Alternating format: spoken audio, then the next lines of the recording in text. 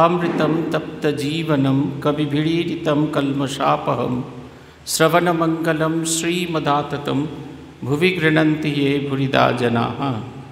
श्रीरामकृष्णदेवेर अशेष कृपाय आज आमरा समवेत हয়েছি श्री श्री रामकृष्ण कथामृत पाठ एवं आलोचनार उद्देश्य निये। आज के शिवरात्रि उत्सव किन्तु सबचेये आनंदेर कथा हलो এই आज एतदिन যারা অনলাইনে শুনতেন আজকে তারা আমার চোখের সামনে বসে কেউ কেউ শুনছেন। শিবরাত্রি ব্রত নিয়ে তো অনেকে অনেক রকম কিছু বলে। একটা জিনিস আমি খুব পরিষ্কার বুঝি যে শিব শব্দের অর্থ হচ্ছে কল্যাণ। ভগবানের উদ্দেশ্যে কল্যাণকারী চিন্তায় কল্যাণকারী ভাবনায় একটা গোটা দিন কাটানোর গল্প হচ্ছে শিবরাত্রি। মানুষের কল্যাণে, অন্যের জন্য। এমন এক দেবতাকে পূজা করছেন জল ঢাললেই যে খুশি, নানা উপাচার নেই, কিছু নেই। এটা আমাদের কাছে একটা খুব আশার কথা। আমরা যারা অনেক কিছু চাই, না পেলে আমাদের ভীষণ মনে দুঃখ হয়। আমাদের সেই সমস্ত সবার কাছে এটা একটা খুব আশার কথা যে এরকমও জীবন যাপন করা হয় যে কিচ্ছু চায় না। আমরা ভাবি না কিছু না চেয়ে কেমন করে বেঁচে থাকবো। কিছু তো আমাদের চাই, কিছু চাইতেই হবে। হয় কর্তৃত্ব চাই, নাহলে টাকা পয়সা চাই, নাহলে অধিকার বোধ চাই, কিচ্ছু চাই না। এবং এমন একটা দিনে এইরকম একজন মানুষের গল্প আমরা বলছি আমাদের শ্রীরামকৃষ্ণ কথামৃত থেকে পাঠ এবং আলোচনা করছি। আমরা শ্রীরামকৃষ্ণ কথামৃতের প্রথম খণ্ড থেকে বলছি। এটি উদ্বোধন সংস্করণ 1986 সালে দিনানুযায়ী যে কথামৃতের যে খণ্ডটি বেরিয়েছিল এটি সেইটি 1986 সালে প্রকাশিত খণ্ড। 27 অক্টোবর 1882 সালের ঘটনা বলছি, যেদিনকে ঠাকুর শ্রীযুক্ত কেশবচন্দ্র সেনের সাথে নৌকা বিহারে গিয়েছিলেন। আমরা আজকে পঞ্চম পরিচ্ছেদ থেকে শুরু করব। শেষের যে চতুর্থ পরিচ্ছেদের শেষ এই প্রসঙ্গ হয়েছিল। সেখানে বলা হয়েছিল ভগবান যতক্ষণ অনেক দূরে আছেন ততক্ষণ তাকে নানা বর্ণময় নানা জিনিস বলে মনে হয়, কিন্তু যখন ভগবান আমাদের কাছে চলে আসেন তখন তিনি বর্ণ তার কোনো রকম আকার কিছু নেই, নিরাকার। আমাদের যে নিরাকার সাধনের গল্প বলা হয়, এই নিরাকার সাধনটি হচ্ছে এই রকম। আমরা বলেছিলাম কেশবচন্দ্র সেন ঠাকুরকে প্রশ্ন করেছিলেন যে কেন প্রতিমায় পূজা করতে হবে, প্রতিমায় পূজা করাটা কি খুব জরুরি? ঠাকুর তাকে পশ্চিমের বারান্দায় নিয়ে গিয়ে দেখিয়েছিলেন গোলাকার সূর্য। তাকে বলেছিলেন সূর্য কি অতটুকুই? তিনি বলেছিলেন না, সূর্য আমাদের থেকে অনেক দূরে, তাই সূর্যকে অতটুকু বলে মনে হয়। কিন্তু যখন আমরা ভগবানের কাছে চলে যাব তখন আমাদের ভগবানের মূর্তির আর খুব একটা প্রয়োজন হয় না।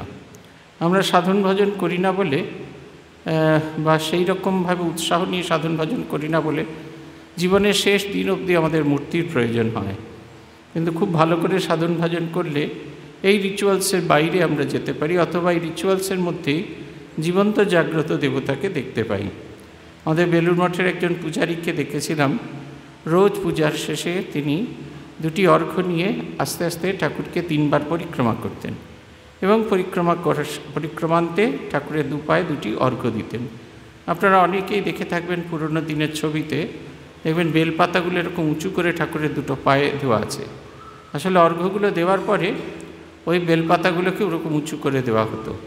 আমি একদিন জিজ্ঞেস করেছিলাম যে প্রচলিত মতে পূজার পরে দেবতাকে পরিক্রমা করে বিসর্জন দেওয়া হয়, এখানে নিত্য প্রতিষ্ঠিত দেবতাকে কেন পরিক্রমা করা হয়? ভারী সুন্দর একটা উত্তর এসেছিল যে দেবতাকে জীবনের সাথে বেঁধে ফেলা হচ্ছে। আমাদের যা কিছু সাধন ভজন, তীর্থবাস, তীর্থযাত্রা সব কিছুর উদ্দেশ্যই কিন্তু দেবতাকে নিজের জীবনের সাথে বেঁধে ফেলা। এবং সেটা যদি না হয় তাহলে জানবেন সব কিছু বৃথা হয়ে যাচ্ছে আমাদের জীবনে। জীবনটা বৃথা কেটে যাচ্ছে এবং আমরা কোনোভাবেই কিছু এগিয়ে যেতে পারছি না। এই পঞ্চম পরিচ্ছেদ শুরু হচ্ছে গীতার গীতার 7ম অধ্যায়ের 13 শ্লোক। সেখানে বলছেন ত্রিভির গুণৈর ময়ৈর ভাবৈরেবি সর্বমিদম জগৎ মোহিতাম নাভিজানতি মামেভ্য পরমব্যয়ম। এই জগৎ সংসার 3 গুণের সার, 3 গুণ দিয়ে তৈরি, সত্য, রজ, তম। সত্যগুণে আমরা উচ্চ চিন্তা করি, উচ্চ কর্ম করি, উচ্চ ভাবনায় ভাবিত হই। রজগুণে আমরা কি করতে চাই সেটাই আমরা বুঝতে পারি না, কিন্তু আমরা প্রবল আবেগে কর্ম করতে থাকি, কর্ম করতেই থাকি। আমাদের আর অন্য কোনো রকম ভাবনা চিন্তা আমাদের মনের মধ্যে জাগে না। কেন করছি, কী জন্য করছি, করা উচিত কি না, এ সমস্ত কোনো চিন্তাই আমাদের মনের ভেতরে জাগে না।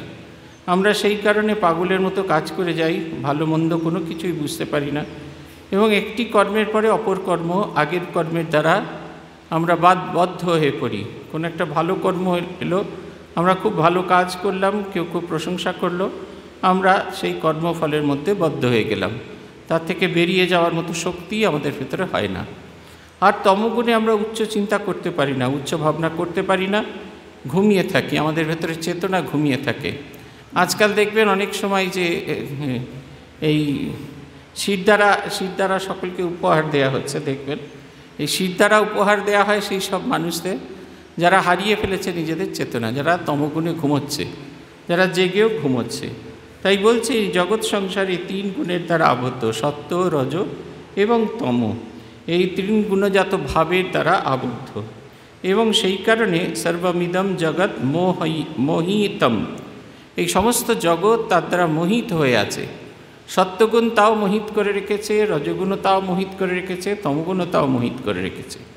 আমাদের মোহিত করে রেখেছে, আমাদের একবারে বুঝতে দিচ্ছে না। মোহিত শব্দের অর্থ হচ্ছে মোহাবিষ্ট, এমন একটা অবস্থা আমরা কিছুতেই বুঝতে পারছি না। আপনারা অনেকেই পিসি সরকারের ম্যাজিক দেখেছেন। পিসি সরকারের ম্যাজিক, চোখের সামনে যে ম্যাজিকটা হয় সেটা দেখে অনেক সময় আমরা অনুভব করতে পারি আমাদের বোকা বানানো হচ্ছে, কিন্তু আমরা কিছুতেই বুঝতে পারি না। তার কারণ হচ্ছে আমাদের তিনি এমনভাবে মোহিত করে রাখেন যে আমরা তার থেকে কিছুতেই বেরিয়ে আসতে পারি না। তাই বলছেন সর্বমিদম জগৎ মোহিতম নাভি জানাতি মামেভ্য পরমব্যয়ম, সেই পরম অব্যয়স্বরূপ। অব্যয় কেন বলা হচ্ছে? ভগবানের কখনো ক্ষয় হয় না, কখনো ব্যয় হয় না। তাই বলছেন পরম শব্দের অর্থ হচ্ছে সুপ্রিম। সেই সুপ্রিম ব্লিস কখনো ক্ষয়িত হয় না, নষ্ট হয় না। তাকে কখনো কোনো রকমভাবে কোনো কিছু দিয়ে ওরকম কেটে ফেলা যায় না। তিনি যেন এক জায়গায় একই রকমভাবে হয়ে আছেন। সেই লোককে আমরা জানতে পারি না, আমরা কিছুতেই জানতে পারি না, আমরা বুঝতে পারি না। তাতে আমাদের এইরকম একটা আবর্তের, একটা মোহের ভেতরে এমনভাবে থাকে আমরা বুঝতে পারি না। জীবন যখন চলে যায় তখন আমাদের এরকম অবস্থা প্রাপ্ত হয়। পরম পূজনীয় স্বামী রঙ্গনাথানন্দজি মহারাজের কাছে মন্ত্র দীক্ষা চেয়েছিলেন একজন কয়েদি। সেই কয়েদি খুব ভালো মানুষ, মাস্টারমশাই। পরবর্তীকালে দেখা গেছে কলকাতার জেলে, আমাদের আলিপুর জেলে তিনি অন্যান্য কয়েদিদের পড়াতেন। ইন্টারনেট কানেকশন চলে গেলে কি করি বল দেখি।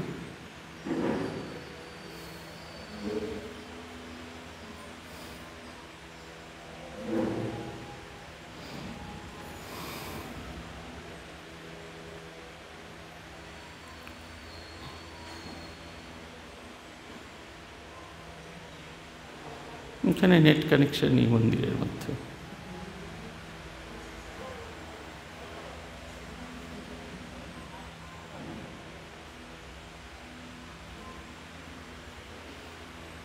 আপনি তখন থেকে ওই রকম ঘোরাঘুরি করছেন কেন? কি সমস্যা হচ্ছে আপনার? সামনে আসুন না, তখন থেকে একবার উঠছেন, একবার বসছেন, একবার উঠছেন, কিন্তু বারণ করছে না। সামনে তো রাখা রয়েছে, বসে পড়ুন এসে।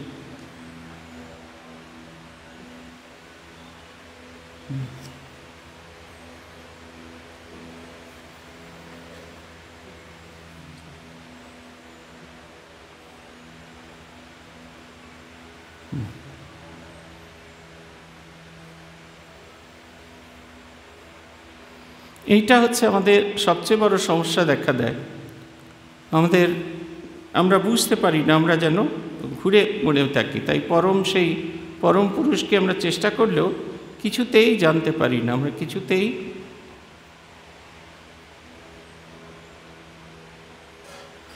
কিছুতেই সেইটা বুঝতে পারি না।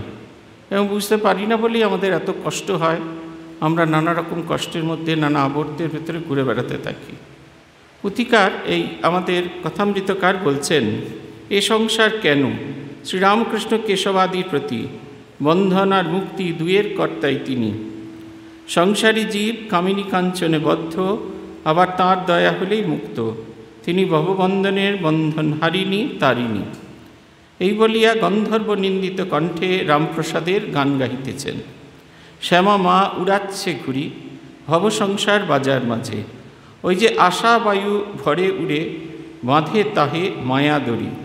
কাক দণ্ডি মণ্ডি গাঁথা পঞ্জরাদি নানা নারী, ঘুরি সগুণে নির্মাণ করা কারিগরি বাড়াবাড়ি। বিষয়ে মেজেছে মাঞ্জা কর্কশা হয়েছে দড়ি, ঘুরি লক্ষ্যের দুটি একটা কাটে হেসে দাও মা হাত চাপুরি। প্রসাদ বলে দক্ষিণা বাতাসে ঘুরে যাবে উড়ে, ভব সংসার সমুদ্র পারে পড়বে গিয়ে তাড়াতাড়ি। সুন্দর কথা বলছেন, শ্যামা মা ঘোরাচ্ছে উড়ি। যে আমরা যাবতীয় সংসারের মধ্যে নানা রকম কাজ করি, এটা আর অন্য কেউ করছে না, স্বয়ং শ্যামা মা তিনি ঘোরাচ্ছেন, ভগবান ঘুরিয়ে ওড়াচ্ছেন। ভগবান আমাদের এই ভব সংসার বাজার মাঝে, এই যে বিরাট বাজারের মধ্যে, ভব সংসারের মধ্যে তিনি আমাদের এই ঘুড়ি ওড়াচ্ছেন। আর কেউ ঘোরাচ্ছেন না, আলাদা করে কেউ ঘোরাচ্ছেন না। এই ভব সংসারের মাঝখানে তিনি আমাদের ঘুড়ি ওড়াচ্ছেন।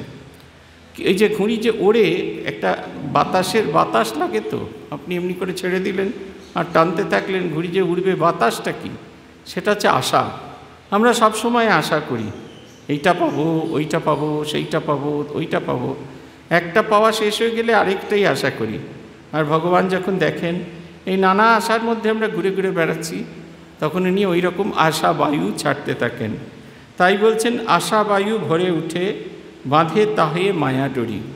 তিনি আমাদের উঠতে দেন, এই আশার আকাশের মধ্যে উঠতে দেন, মায়ার বন্ধন দিয়ে বেঁধে রাখেন। যেরকম ঘুড়ি উড়ে যায়, কিন্তু সে কখনো যে ঘুড়ি ওড়াচ্ছে তার হাতের বাইরে যেতে পারবে না, ঠিক সেই রকম আমাদের তিনি ছেড়ে দিয়েছেন, মুক্ত আকাশে তিনি উড়বার সুযোগ করে দিয়েছেন, কিন্তু কিছুতেই তিনি আমাদের ছাড়ছেন না। একটা মায়ার বন্ধন দিয়ে, একটা কিছু দিয়ে আটকে রেখেছেন। কাক গণ্ডি মণ্ডি গাঁথা পঞ্জরাদি নানা রানী, ঘুড়ি সগুণে নির্মাণ করা কারিগরি বাড়াবাড়ি। এই যে শরীর, আমাদের নানা রকমের বন্ধন, নানা রকম ব্যাধি, সমস্ত কিছু দিয়ে বাঁধা, আমরা চেষ্টা করলেও পেরে উঠি না। ওই যে তিনটি গুণের কথা বলা হচ্ছে, আমাদের তিনটি ভাবের কথা, তিনটি অবস্থার কথা, আদি ভৌতিক, আদি দৈবিক, আধ্যাত্মিক। এই যে তিনটি অবস্থা আমাদের কিছুতেই এগিয়ে যেতে দেয় না, আমরা বুঝতে পারি না। এই ভগবানের এই কারিগরির মধ্যে ক্রমাগত ডুবতে থাকি, ক্রমাগত ডুবে যাই, কিছুতেই তার থেকে বেরিয়ে যেতে পারি না। বলছেন, বিষয়ে মিজেছে মাঞ্জা কর্কশা হয়েছে দাড়ি। শুধুমাত্র আশাবায়ু দিয়ে তিনি করছেন না, ওই যে মাঞ্জাটা যেটা যাচ্ছে সেটা বিষয় রসে সিক্ত। আমাদের বারবার মনে হচ্ছে জীবনটাকে এরকম হবে না, এরকম হবে না। আমার ছেলে মেয়ে জীবনে এত কষ্ট, শাশুড়ি এত কষ্ট দিচ্ছেন, ছেলে মেয়ে যখন বড় হয়ে যাবে তখন অন্যরকম হবে। আর ছেলে মেয়ে বড় হয়ে যখন ছেলের বউ চলে এলো, তখন আমি ঠিক ওই অ্যাকশান রিপ্লে করি। আমি জীবনে যা যা কষ্ট পেয়েছি সেই কষ্ট আবার করতে থাকি। আমি ভাবি যে আমার এবার সময় এসেছে, আমার এবার সুযোগ এসেছে, এবার সকলকে আমি টাইট করে ছেড়ে দেবো। ওভাবে হয় না, ওভাবে কখনো হয় না। ওতে আমরা ক্রমাগত বন্ধনে পড়ে যাচ্ছি। ঘুরি লক্ষ্যের দুটি একটি কাটে হেসে দাও মা হাত চাপুরি। দু চারজন সে আনা থাকে, যারা ভগবানের এই সমস্ত কিছুর মধ্যে থেকেও বেরিয়ে যান। এই দুটো একটা কাটে, আর যারা এইরকম শৌর্যের সাথে, শক্তিশালের সাথে বেরিয়ে যেতে পারে, তাদের দেখে জগন্মাতা হাত চাপুরি দেন, হাততালি দিতে থাকেন। তাদের এবিলিটি, যারা এত কিছু অর্ধের ভেতরে বেরিয়ে যেতে চায়। এই কারণে ভগবান বলছেন না, যার মাথা পরিষ্কার রয়েছে, যে কখনো করছে না, যে কখনো বন্ধনের মধ্যে আবদ্ধ হচ্ছে না, তার কি সমস্যা? তার তো কোনো সমস্যা নেই, তার কোনো ভাবনা চিন্তাই নেই। সে একেবারে, সে তো এই বরযাত্রী চলেছে, বরযাত্রী এগিয়ে চলেছে। বরযাত্রী এগিয়ে যাওয়ার সময় সেই বরযাত্রী যখন যাচ্ছে, তখন দুপাশে, রাস্তার দুপাশে দু ধরনের মানুষ আছে। এক ধরনের মানুষ, তার কোনো রকম মাথার ওপর কোনো রকম বোঝা নেই। আর আরেক ধরনের মানুষ আছেন, যার মাথার ওপর 20 মণ বোঝা আছে। সেই 20 মণ বোঝা নিয়ে যখন সে ভগবানকে দর্শন করতে চায়, যখন সে ভগবানকে দেখতে চায়, তখন তার প্রতি ভগবানের কৃপা অনেক বেশি থাকে। যার মাথায় কোনো বোঝা নেই, সে তো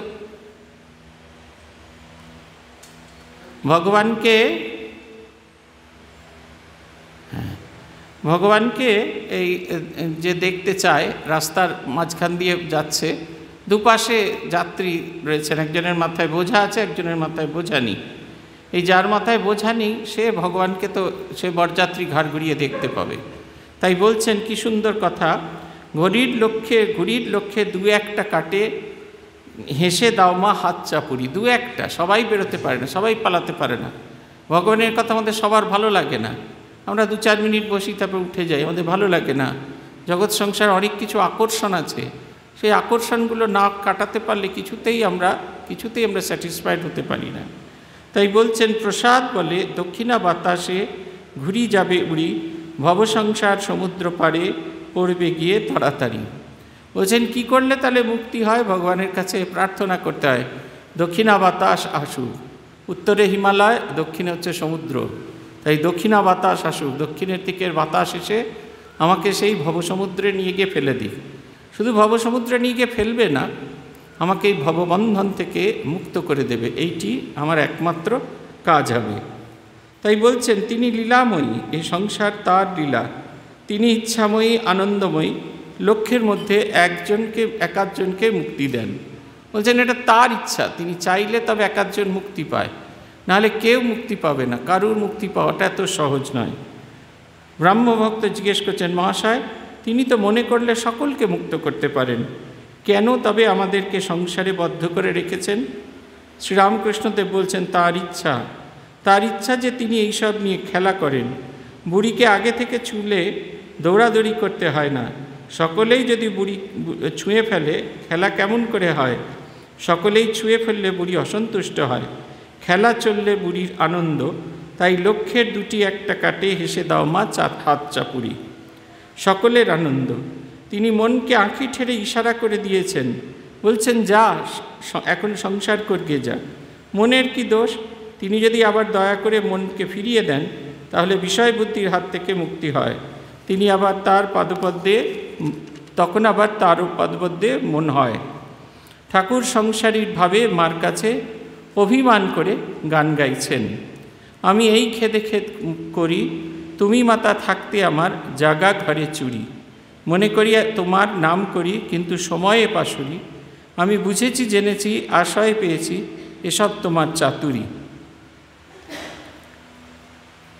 কিছু দিলে না পেলে না নিলে না খেলে না, সে দোষ কি আমারই, যদি দিতে পেতে নিতে খেতে দিতাম খাওয়াতাম তোমারই। যশ অপযশ সুরস কুরস সকল রস তোমারই, ওগো রসে থেকে রসভঙ্গ কেন করো রসেশ্বরী। প্রসাদ বলে মন দিয়েছ মনেরে আঁকি ঠাড়ি, ও মা তোমার সৃষ্টি দৃষ্টি পোড়া মিষ্টি করে বলে ঘুরি। বলছেন ও মা তোমার সৃষ্টি দৃষ্টি পোড়া মিষ্টি করে ঘুরে মরি। এই অদ্ভুত একটি গল্প গান হচ্ছে, ওই যে আমাদের সব কিছু ভগবানের ইচ্ছাতেই হয়, আমরা বুঝতে পারি না, আমরা ভাবি আমাদের ইচ্ছাতেই সমস্ত কিছু হচ্ছে, সমস্ত কিছু যা কিছু চলছে সব বোধহয় আমার ইচ্ছাতেই হচ্ছে, আমার আপনার ইচ্ছাতে কোনো কিচ্ছু হয় না। আমরা চাইলে বারবার চেষ্টা করি কিন্তু চাইলেও আমাদের কিচ্ছু হয় না। কেন পারি না আমরা? তার কারণ হচ্ছে তিনি যতক্ষণ না তার প্রতি আমাদের শরণাগতি আসছে ততক্ষণ পর্যন্ত এই কাজটি হয় না। যতক্ষণ না তার প্রতি আমাদের সম্পূর্ণ শরণাগতি আসছে ততক্ষণ আমরা চাইলেও ভগবানের দিকে এগিয়ে যেতে পারি না। আর ভগবানের যখন এগিয়ে যেতে পারি না তখন চতুর্দিকে তিনি প্রলোভন সৃষ্টি করেন। আমাদের দেবানন্দজি মহারাজ হলিউড আশ্রমের অধ্যক্ষ, তিনি কোনো একটা সময় শিক্রাকুলীন গ্রামের অধ্যক্ষ ছিলেন, খুব সম্ভবত শিক্রাকুলীন গ্রামের প্রথম অধ্যক্ষ। আপনারা বুঝতে পারছেন, এখনই গঙ্গাসাগরে এসে বুঝতে পারছেন আমাদের কি হাল, আমাদের কি অবস্থা। আমরা কিছুতেই চেষ্টা করছি কিন্তু প্রকৃতি বা পরিবেশ কিছুতেই আমাদের কিছু সাহায্য করে না। এর চেয়েও খারাপ অবস্থা ছিল শিক্রাকুলীন গ্রামে। তিনি একদিন তার একটি ঘটনা, আমরা তখন ট্রেনিং সেন্টারে আছি, এই ঘটনাটা তিনি বললেন যে তিনি একদিন তাকে ভান্ডারি এসে বলছে দুপুরে ভাত আর ডাল ছাড়া কিচ্ছু করার উপায় নেই, ডালও এত কম আছে যে সেই ডাল দিয়ে ডাল করলে তাতে রং হবে না, লবণ দিয়ে একটা কিছু করা হবে, আর ভাত আছে, চাল আছে, আর কিচ্ছু নেই। সকালে টিফিন করার জন্য মুড়ি আর কালো চা আছে, দুধ চিনি কোনোটাই নেই। তিনি যখন বলছেন আচ্ছা দেখছি কি করা যায়, এমন সময় বেরিয়ে আসার সময় একজন ভদ্রলোকের সঙ্গে দেখা হলো। মাথায় একটা টুপি পরে ভদ্রলোক সকালবেলা 6টার সময় এসেছেন আশ্রমে। তিনি বলছেন আমি কিছু ডোনেশন দেব। তা মহারাজ ভেবেছেন এই কাছে টাকি লোক, ডোনেশন 5-10 টাকা দেবে। বলছেন চলুন আগে একটু চা খেয়ে আসি। চা আর মুড়ি খাইয়ে তাকে নিয়ে এসছেন। তিনি এসে একটি রুমাল খুলে তার সামনে ধরলেন। রুমালে মুঠো মুঠো করা টাকা রয়েছে। সেই টাকাগুলো দেখে মহারাজের মনে হলো কোনো জায়গা থেকে চুরি করা আছে। তিনি বললেন না, এটা আমি চুরি করিনি। আমার মা পূজনীয় নির্বাণানন্দজি মহারাজ যে শিষ্যা ছিলেন, তাকে নির্বাণানন্দজি বলেছিলেন যে এইখানে সাধুদের খাওয়ার খুব কষ্ট আছে, তাই রোজ স্বামীর পকেট কাটতেন। পকেট কেটে এই 3 আঙুলের মধ্যে টাকাটাকে রাখতেন, আর সেই দিয়ে সকাল থেকে কাজ করতেন। স্বামী অফিস চলে গেলে তারপরে সেই 3 আঙুল থেকে টাকাটা বার করে সেই রুমালের মধ্যে রেখে দিতেন। এই করে করে টাকা হয়েছে। সেই টাকা গোনা হলো প্রায় 10,100 টাকা। তখনকার দিনে অনেকগুলি টাকা। মহারাজ তার মানি রিসিট কাটছেন। ভদ্রলোকের বাড়ি কুমারটুলিতে। এইবার মহারাজের সংশয় হচ্ছে, ভদ্রলোক এতক্ষণ কেন টুপি পরে আছে। তিনি বুঝলেন মা মারা গেছেন, তাই এসছেন, মাথায় কামানো আছে। এবার ভদ্রলোকের বাড়ি কুমারটুলিতে, দেখে মহারাজ আরও সন্দেহ হচ্ছে। তিনি ভাবছেন এত দূর থেকে এইখানে কি করে এই সকাল 7 সকালে চলে এলেন। তারপরে তিনি তার সাথে একটু এগিয়ে বাস স্ট্যান্ড অবধি পৌঁছে দেবেন বলে যখন গেলেন, তখন গিয়ে দেখছেন একটি সাদা রঙের অ্যাম্বাসাডার গাড়ি দাঁড়িয়ে আছে। একটি গাড়ি দাঁড়িয়ে আছে এবং সেই ভদ্রলোক সেই গাড়িটাই করে এসেছেন। এই ঘটনাটি বলতে বলতে তিনি আমাদের বলছেন ভগবানের ওপর শরণাগতি প্রকাশ করতে হয়, তার শরণ চাইতে হয়। শরণ যদি না চাওয়া যায় তাহলে কিন্তু কখনোই কিছু হয় না বলে উনি ওনার উদাহরণ দিচ্ছেন। আমেরিকায় যেখানে আমরা থাকি সেখানে চতুর্দিকে ভোগের একেবারে সমস্ত উপকরণ রাখা রয়েছে। ঘুমিয়ে পড়েছেন কেউ কেউ, ডেকে দিন। ভোগের উপবাস, ঠিক আছে ছেড়ে দিন। নিদ্রা ভালো জিনিস। বলছেন ভোগের উপকরণ চতুর্দিকে ছড়ানো রয়েছে, একবারে চতুর্দিকে ভোগের উপকরণ ছড়ানো রয়েছে। যদি জগন্মাতা আমাদের রক্ষা না করতেন তাহলে কোনোভাবে আমরা রক্ষা পেতাম না। সেই কারণে জগন্মাতার কাছে প্রার্থনা করতে হয়। বলছেন না, তাঁর ইচ্ছা যে তিনি এইসব নিয়ে খেলা করেন। বুড়িকে আগে থেকে ছুঁলে দৌড়াদৌড়ি করতে হয় না। সকলেই যদি বুড়িকে ছুঁয়ে ফেলে খেলা কেমন করে হয়? সকলেই ছুঁয়ে ফেললে বুড়ি অসন্তুষ্ট হয়। খেলা চললে বুড়ির আহ্লাদ, তাই লক্ষ্যের 2টি একটা কাটে, হেসে দাও মা হাত চাপুরি। সকলে আমরা মুক্তি পাই না, আমরা মুক্তি সবাই চাই, কিন্তু মুক্তি পেতে গেলে প্রচণ্ড পরিশ্রম করতে হয়, তার জন্য প্রচণ্ড সংগ্রাম করতে হয়। সবসময় এই যে চতুর্দিকে এই যে এত ভোগের উপকরণ, এরা মনকে ইশারা করতে থাকে, মনকে ইশারা করে আর বলে এসো এসো এগুলোকে ভোগ করো। আপনি বেরিয়ে পড়েছেন কলেজ স্ট্রিট মার্কেট দিয়ে যাচ্ছেন, কিছুই নয়, এই শীতকাল এসেছে, একটু গুড় একটু চষি কিনে নিয়ে এসে পায়েস করবেন। আর যাওয়ার পথে ইন্ডিয়ান সিল্ক হাউসের সামনে দাঁড়িয়ে পড়েছেন, হাঁ করে দেখছেন, উইন্ডো শপিং করছেন, দেখছেন আপনার এই যে পকেট মানি এখন যেটা আছে সেইটা দিয়ে কোন কাপড়টা কেনা যাবে, কোনটা কিছু কেনা যাবে। আপনি ভুলেই গেছেন আপনি চষি কিনতে এসছেন, আপনি ভুলেই গেছেন আপনি গুড় কিনতে এসছেন, কিচ্ছু মনে পড়ছে না। বলছেন মনকে সবসময় ঠেলছেন। এই যে বলছেন তিনি মনকে আঁখি ঠেড়ে ইশারা করে দিয়ে বলছেন যা এখন সংসার করকে যায়। আঁখি ঠেড়ে ইশারা করাটা অপূর্ব। এই যে মায়েরা এমনি এমনি করে বলে না, যা ওখানে যা, সবসময় মুখে শব্দ না করে চোখ দিয়ে বলছেন জগন্মাতা এমনি করে বলছেন যা তুই সংসারে যা। মনের কি দোষ? তিনি আবার দয়া করে মনকে ফিরিয়ে দেন, তাহলে বিষয় বুদ্ধির হাত থেকে মুক্তি হয়, তখন আবার তার পাদপদ্মে মন হয়। এটি ভারী সুন্দর গল্প আছে, ঘটনা। প্রথমবার বেলুড় মঠে দুর্গা পূজা হচ্ছে, সপ্তমীর দিন স্বামীজি আছেন। তিনি মাকে বললেন, মা ছেলেরা এত খাটাখাটনি করছে, আমি অসুস্থ, আমি যদি এদের বকাঝকা করি তাহলে এদের খুব মন খারাপ হবে, তাই তুমি আমাকে একটু জ্বর এনে দাও। মা তার সঙ্গে সঙ্গে তার জ্বর এসে গেল। সপ্তমী চলে গেল, অষ্টমী চলে গেল, নবমী দশমী বিসর্জন যখন হয়ে গেল তখন মা গিয়ে বললেন, নরেন তাহলে উঠে পড়ো। উনিও তখন তাড়াতাড়ি করে উঠে পড়লেন। আমাদের অবস্থাটা ঠিক সেই রকম, আমাদের ঘুম পাড়িয়ে দেন, এই কারণে আমরা বুঝে উঠতে পারি না। তাই বলছেন এই যে গানটি, এই গানটি সেই উদ্দেশ্যে রামপ্রসাদের গান, যে আমি এই খেদে খেদ করি, তুমি মাতা থাকতে আমার জাগা ঘরে চুরি। জগন্মাতা যিনি অপেক্ষা করে আছেন, ঘুমোতে দিচ্ছেন না, আমাদের কোনো অবস্থাতে ঘুমোতে দিচ্ছেন না। আত্মস্থানন্দজি মহারাজ একটি গল্প বলতেন, রাজকোট মন্দির তৈরি হচ্ছে, এমন সময় রাজকোট মহারাজ আছেন রাজকোটে, হঠাৎই একদিন সকালবেলা গার্ড এসে ছুটতে ছুটতে এসে বলছে যে মহারাজ আমি এখানে কাজ করব না। কেন কাজ করবে না? এখানে কালীমা আছেন। কোথায় কালীমা? দেখা যাচ্ছে না তো। ওই ইটিএচ সমস্ত জায়গায় তিনি বোধহয় একটুখানি ঘুমিয়ে পড়তেন, তার কাজ ছিল এগুলোকে রক্ষা করা, তিনি রোজ ঘুমিয়ে পড়তেন। একদিন তিনি দেখলেন যে মা কালী খড়গ হাতে নিয়ে দাঁড়িয়ে আছেন, বলছেন তুই তোর কাজে ফাঁকি দিচ্ছিস, তোকে কেটে দুটুকরো করে দেবো। এটা একটা ঘটনা, এটা হচ্ছে মনের অ্যালার্টনেস। তিনি আমার থাকাকালীন আমি ঘুমিয়ে পড়ছি কেন? আমি আমার মনের অ্যালার্টনেসটা হারিয়ে ফেলছি, আমার ভেতরের যে অ্যালার্টনেস সেটা সম্পূর্ণ চলে যাচ্ছে। তাই বলছেন তুমি মাতা থাকতে আমার জাগা ঘরে চুরি। মনে করি, এই যে আমাদের এটা অবস্থা, মনে করি তোমার নাম করি কিন্তু সময়ে পাশুরি। আমি বুঝেছি জেনেছি আশয় পেয়েছি এসব তোমার চাতুরি। আমি নিজে মনে করি এই তোমার নাম করছি, আর কি সমস্যা? কোনো সমস্যা নেই, তোমাকে একবারে পকেটের মধ্যে ভরে ফেলেছি। আমরা ভাবি না এই দীক্ষা নিয়েছি, জপ ধ্যান করেছি, সবাই একসঙ্গে মিলে তীর্থযাত্রা করতে গেছি, তীর্থ স্নান করছি, এই কুম্ভে দলে দলে দলে দলে লোক যাচ্ছেন, সবাই ভাবছেন এই সমস্ত কিছু করে লাভ হবে। কিন্তু গিয়ে সমস্ত রাস্তায় যারা কুম্ভ থেকে ফিরে এসছেন, কুম্ভ স্নান করে কি আনন্দ হচ্ছে সে কথা কেউ বলছেন না। বলছেন 7 কিলোমিটার হাঁটতে হয়েছে, ভীষণ কষ্ট, কে যেতে বলেছিল?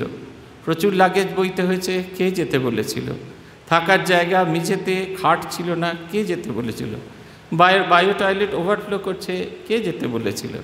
আমি আজ পর্যন্ত যে কজনের সঙ্গে দেখা হলো কুম্ভ দর্শন করে, 1জন কি 2জন ছাড়া আর কাউকে আমি শুনলাম না যে কুম্ভ স্নান করে তাদের যে কী আনন্দ হয়েছে।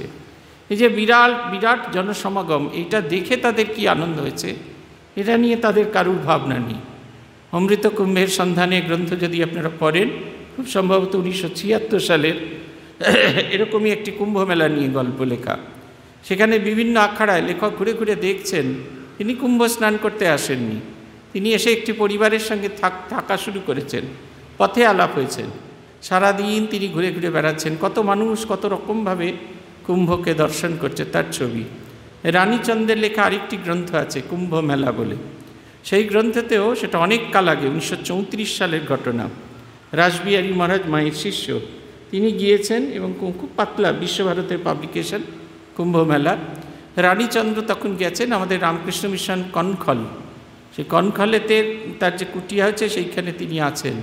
সেইখানকার গল্প, সাধুদের গল্প অসাধারণ, যে চোখ দিয়ে দেখেছেন তখন মনে হচ্ছে আমি আপনি হয়তো কুম্ভ স্নানে যাইনি, কিন্তু আনন্দে ডুবে গেছি।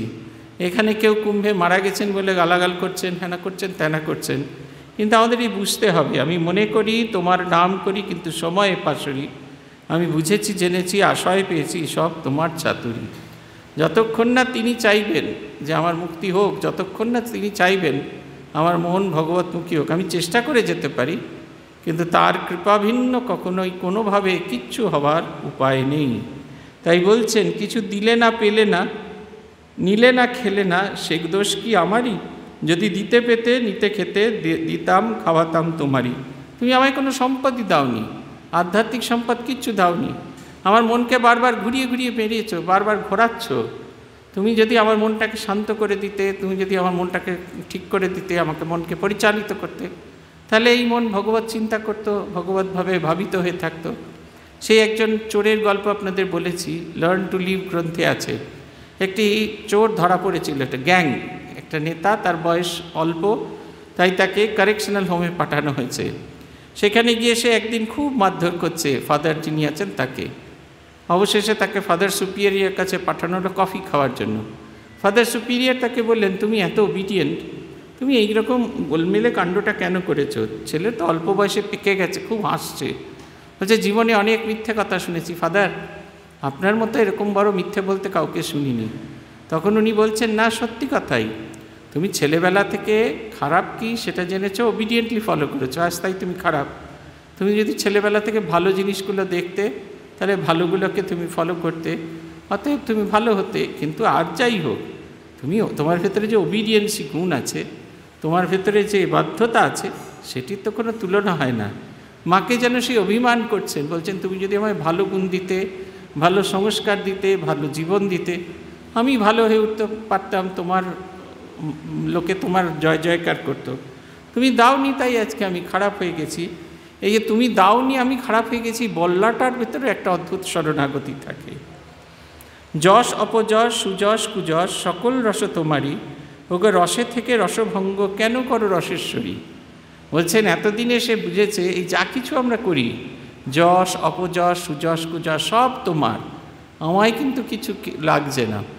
আজকে কেউ আনন্দ করে যশ বলছে, আহা ইনি কি ভালো কাজকর্ম করছেন, কালকে খারাপ করলে সেই লোকগুলি আঙুল দিয়ে বলবে এই লোকটি খারাপ কাজ করেছে। কিন্তু আমি আবার সেই খারাপ থেকে ভালোতে রূপান্তরিত হতে পারি। এই যশ অপযশ সব তোমার দেওয়া গুণ, তুমি আমার মনকে ওইভাবে চালিত করেছো, আমি তাই মনটা সেইভাবে এসছি। বলছেন প্রসাদ বলে মন দিয়েছ মনেরে আঁখে ঠাড়ি, ও মা তোমার সৃষ্টি দৃষ্টি পোড়া মিষ্টি বলে ঘুরি।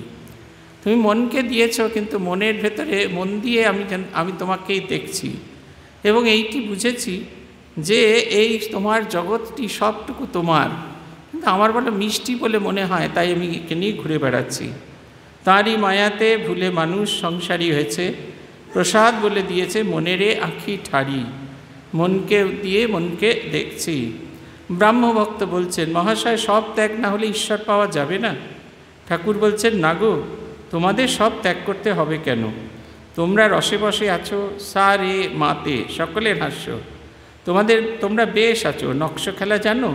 আমি বেশ কাটিয়ে জ্বলে গেছি, তোমরা খুব শেয়ানা, কেউ 10-এ আছো, কেউ 6-এ আছো, কেউ 5-এ আছো, বেশি কাটাও নাই, তাই আমার মতো জ্বলে যাও নাই। খেলা চলছে তো বেশ সকলের হাস্য। সত্য বলছি, তোমরা সংসার করছো এতে দোষ নাই, তবে ঈশ্বরের দিকে মন রাখতে হবে, তা না হলে হবে না। এক হাতে কর্ম করো, আরেক হাতে ঈশ্বরকে ধরে থাকো, কর্ম শেষ হলে 2 হাতে ঈশ্বরকে ধরবে।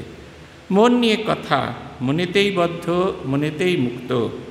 মন যে রঙে ছোপাবে সেই রঙে ছুপবে, যেমন ধোপা ঘরের কাপড়, লালে ছোপাও লাল, নীলে ছোপাও নীল, সবুজে ছোপাও সবুজ, যে রঙে ছোপাও সে রঙেই ছুটবে। দেখো না, যদি একটু ইংরেজি পড়ো তো অমনি মুখে ইংরেজি কথা এসে বেরোবে, ফুটফাট ইটমিট সকলের হাস্য। আবার পায়ে বুট জুতা শীষ দিয়ে গান করে এসব এসে জুটবে। আবার যদি পণ্ডিত সংস্কৃত পড়ে অমনি শ্লোক ঝাড়বে। মনকে যদি কুসঙ্গে রাখো তো সে এই রকম কথাবার্তা চিন্তা হয়ে যাবে। যদি ভক্তের সঙ্গে রাখো ঈশ্বর চিন্তা হরিকথা, এসব হবে। মন নিয়েই সব, এক পাশে পরিবার এক পাশে সন্তান, একজনকে একভাবে সন্তানকে আরেকভাবে আদর করে, কিন্তু একই মন। কি সুন্দর কথা বলছেন যে সব ত্যাগ কেন করতে হবে? সংসার যখন করেছি সব ত্যাগ করতে হবে কেন? তোমাদের সব ত্যাগ করতে হবে কেন? তোমরা রসে বসে বেশ আসো।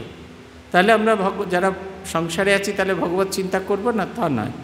তিনি বলছেন ভগবত চিন্তা করো, আবার একই সঙ্গে ভগবানকেও ডাকো। সংসার করো আবার ভগবানকেও ডাকো।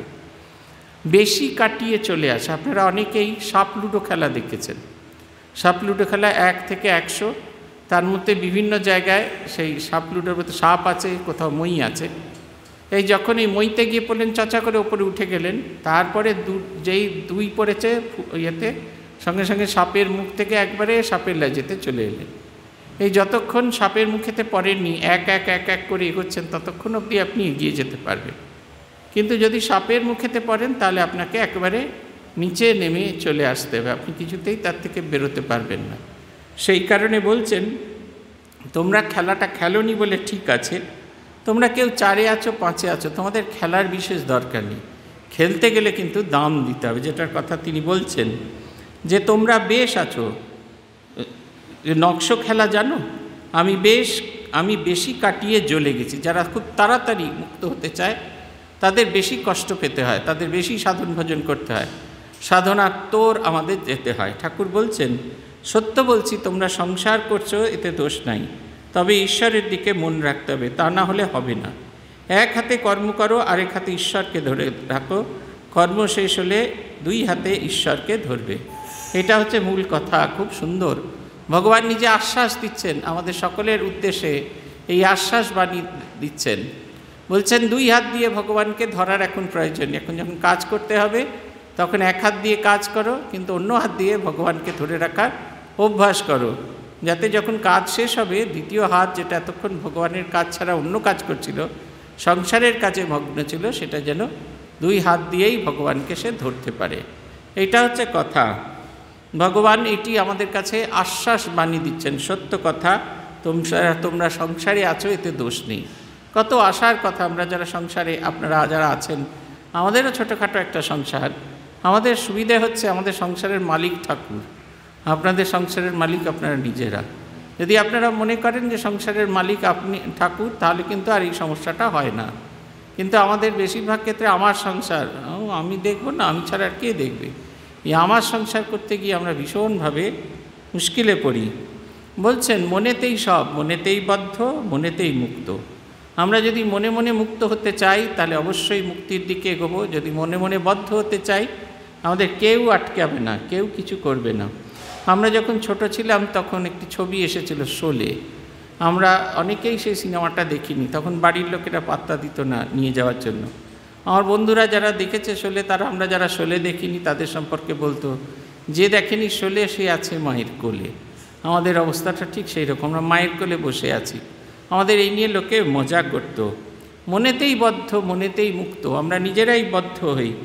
আমরা যদি ঈশ্বর চিন্তা করি, ভালো কাজে থাকি, ভালো মানুষদের সঙ্গে থাকি, শব্দ ব্যবহার বদলে যাবে। যে ঠাকুর এখানে ব্যবহার করছেন, যদি ভক্ত সঙ্গ থাকো, হরিকথা, কথাবার্তা চিন্তা আলাদা হয়ে যাবে। মনকে যদি কুসঙ্গে রাখো তো সেই রকমই কথাবার্তা চিন্তা হয়ে যাবে। মনকে আপনি কিছুদিনের জন্য ছেড়ে দিয়ে খারাপ দিকে পাঠান, তাহলে দেখবেন আপনি কিছুতেই ভালো হতে পারছেন না।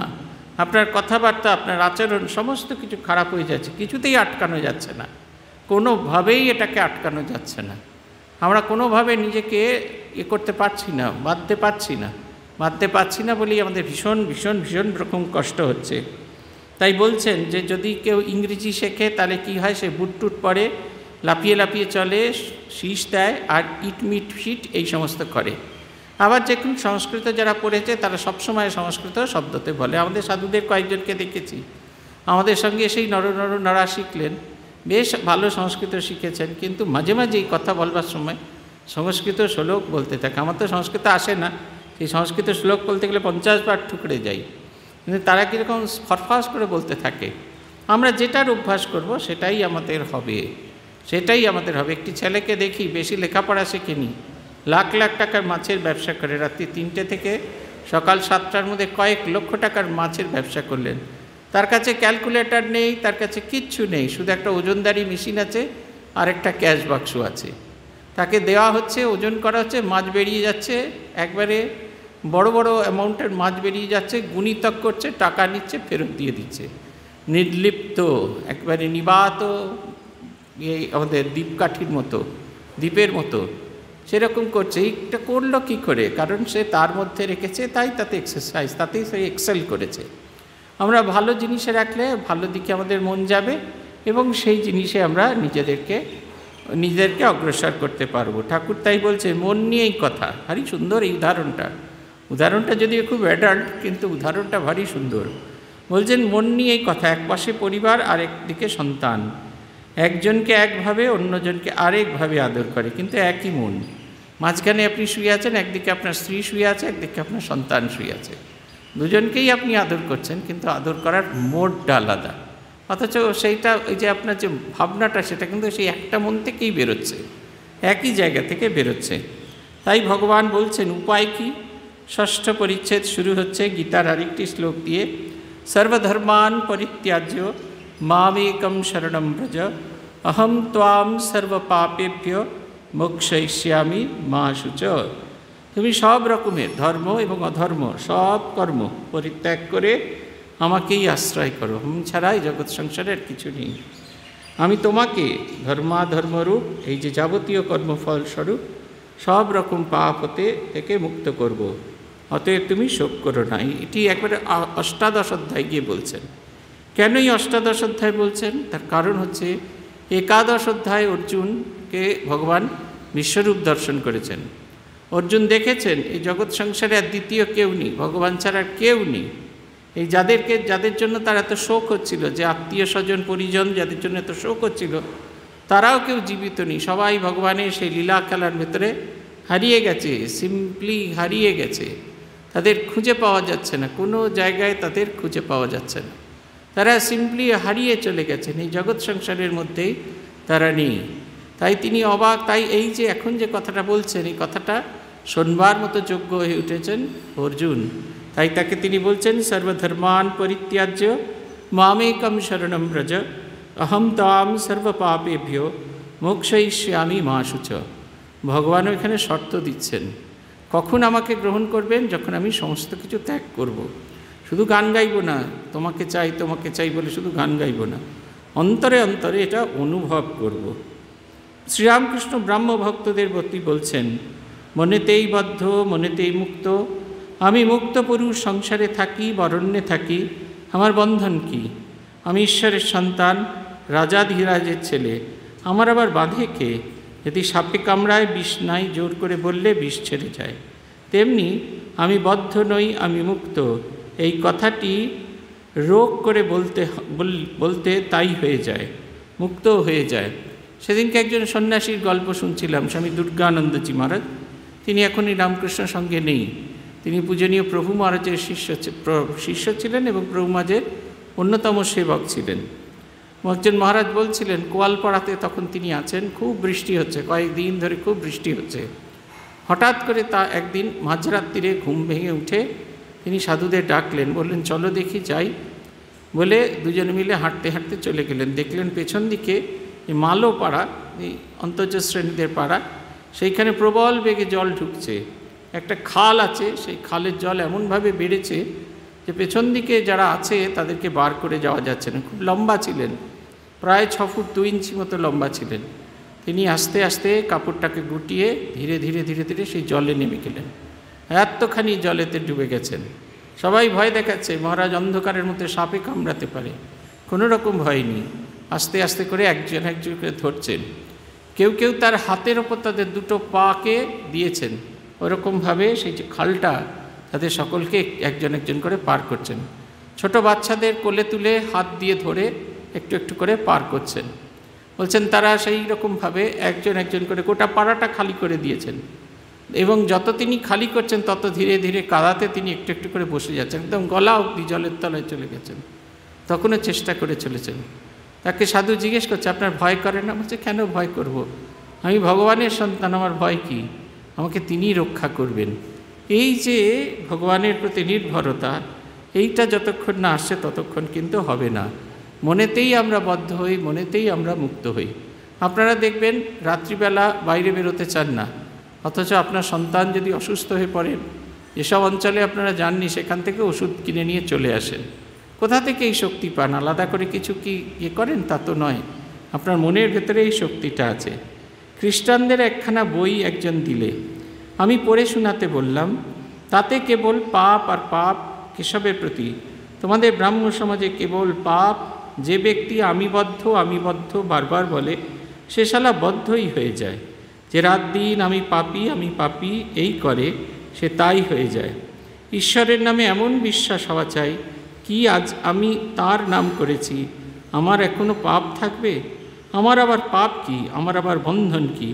কৃষ্ণ কিশোর পরম হিন্দু, সদাচারী নিষ্ঠ ব্রাহ্মণ এসে বৃন্দাবনে গিয়েছিল। একদিন ভ্রমণ করতে করতে তার জলতৃষ্ণা পেয়েছিল। একটি কুয়ার কাছে গিয়ে দেখলো একজন লোক দাঁড়িয়ে আছে। তাকে বলল, ওরে তুই 1 ঘটি জল আমায় দিতে পারিস? তুই কি জাত? সে বলল, মহাশয় আমি হীন জাত, মুচি। কৃষ্ণকিশোর বলল, তুই বল শিব, নে এখন জল তুলে দে। ভগবানের নাম করলে মানুষের দেহমন শুদ্ধ হয়ে যায়। কেবল পাপ আর নরক এইসব কথা কেন? একবার বলো যে অন্যায় কর্ম যা করেছি আর করব না, আর তার নামে বিশ্বাস করো। এটা হচ্ছে খুব ইম্পর্টেন্ট কথা আমাদের জীবনে। আমরা সবসময় ভগবানের নাম করি, অথচ আমাদের জীবনে কোনো উন্নতি হয় না। আমরা রিচুয়ালিস্টিক ওয়ার্শিপ নিয়ে আমাদের মধ্যে বেশি পড়ে থাকি। আমরা ভাবি এই করলে তাই করলে, এই সমস্ত করলে। আমাদের এখানে দেখেছি অষ্টমীর দিন প্রচণ্ড ভিড় হয়। সবাই মনে করেন অষ্টমীর দিন অঞ্জলি দিলেই সব মুক্তি হয়, তা কিচ্ছু হয় না। আমরা যদি নিজের মনের ভেতর থেকে মুক্ত না হই, যতই অর্ঘ্য দিই, যতই ফুল দিই, যাই কিছু করি না কেন, কিছুতেই কিছু মুক্ত হতে পারবো না, কোনোভাবেই মুক্ত হতে পারবো না। এটা আমাদের বুঝে নিতেই হবে। কোনো কিছু এক দিয়ে কিছুতে কিছু হবে না, কোনো কিছুতে হবে না। আমাকে মন থেকে মুক্ত হতে হবে। মানুষের বিপদ যখন আসে আমরা মানুষের বিপদ থেকে তাকে সাহায্য করার বদলে মুখ ফিরিয়ে নিই। আমাদের দ্বারা ধর্ম হবে? কখনো হবে না। আমাদের কেন ধর্ম হয় না, আমরা কেন জপ ধ্যান করা সত্ত্বেও মনেতে মুক্তি আসে না? তার কারণ হচ্ছে আমরা বিশ্বাস করি না। আমরা কখনো ভাবি না যে এটা থেকে আমাকে মুক্ত হওয়া যাবে, আমি মুক্ত হতে পারি। এই কথাটা আমরা কখনো বিশ্বাস করি না। আর এই বিশ্বাস করি না বলেই আমরা যেখানে বদ্ধ হয়ে যাই সেইখানেই থাকি। বলছেন কেবল পাপ আর নরক এই সব কেন? একবার বলো অন্যায় কর্ম যা করেছি আর করব না, তার নামে বিশ্বাস করো। আমরা তো তখন সাধু জীবন শুরু হয়েছে। পূজনীয় সাধারণ সম্পাদক ছিলেন স্বামী আত্মস্থানন্দজি। পরবর্তীকালে তিনি সংঘের সঙ্গগুরু হন। আমরা তার কাছে সাধু হতে আসি। একদিন মহারাজ খুব কড়া ছিলেন, সকলের জ্বর হচ্ছে। একদিন মহারাজ বললেন এবার যার জ্বর হবে তাকে বাড়ি পাঠিয়ে দেওয়া হবে। এবার যার জ্বর হলো সে আমার জ্বর হলো। আমি ভয়ের চোটে মহারাজকে বলতে পারছি না, রোজ একটু একটু করে দুর্বল হয়ে পড়ছি। একদিন ক্লাসের সময় মহারাজ ক্লাস নিতেন রাত 10টা থেকে 11টা অবধি, 1 ঘন্টা। ঘুমিয়ে পড়লাম আমরা। ঘুমিয়ে পড়েছি, তাই যেতে একটু দেরি হয়েছে। মহারাজ জিজ্ঞাসা করলেন, খুব বেশি দেরি হয়নি? গিয়ে দেখলাম সবে আসন পাতা হচ্ছে, ক্লাস শুরু হয়নি।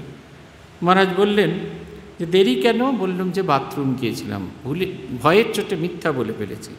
কিন্তু মহারাজ তার বড় বড় চোখ দিয়ে ক্লাস চলাকালীন আমাকে চুপটি করে দেখছেন। যত দেখছেন তত মনে হচ্ছে এই ক্লাস শেষ হলেই তার পায়ে ধরে ক্ষমা চাইব, এবার তিনি সঙ্গ থেকে তাড়িয়ে দিলে চলে যাব। ক্লাস শেষ হয়ে যাওয়ার পর সবাই চলে গেছে, মহারাজের চোখে ওষুধ দেওয়া হয়েছে, চোখ বন্ধ করে বসে আছেন। আমি মহারাজকে বললাম, মহারাজ আজকে একটা বড় ভুল হয়ে গেছে। মহারাজ বললেন এই বাথরুম যাওয়াটা তো। আমি বুঝলাম মহারাজ বুঝে গেছেন। তা আমি ভাবছি এরপরে বোধহয় আসবে, বলবে কাল সকালেই বিদেয় হবে সঙ্গ থেকে। ভারী সুন্দর একটা কথা বললেন, দেখ আমরা কেউ পারফেক্ট হয়ে আসিনি, পারফেক্ট হতে এসেছি। পারফেক্ট হয়ে যদি আসতাম তাহলে ঠাকুরের ওই পদ্ম ফুলে আমরাই বসে থাকতাম, ঠাকুর আমাদের নাকের গোড়ায় পলতে পোড়া ঘোরাতেন, আর স্বামী বিবেকানন্দ হারমোনিয়াম বাজিয়ে খণ্ডনভব বন্ধন গাইতেন।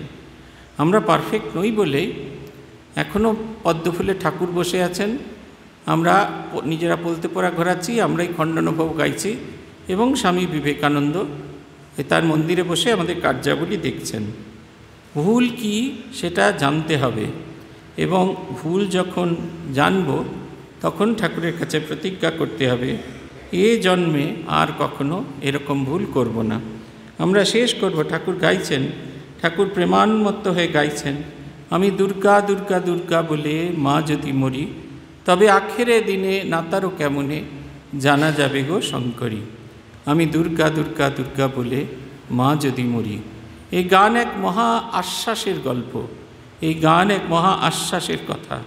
সেইখানে সাধক ভক্তকে বলছেন যে আমি যদি যত খারাপই করি না কেন, আমাদের মন যদি ঈশ্বরাভিমুখী থাকে তাহলে আমি তার থেকে মুক্ত হব।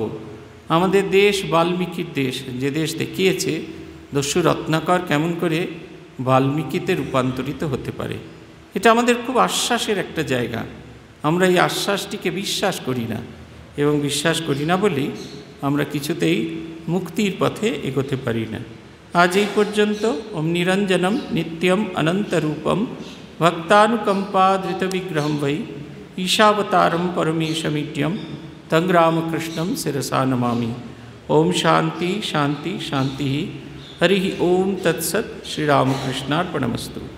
আপনাদের সকলের সঙ্গে আবার দেখা হবে আগামী 12ই মার্চ।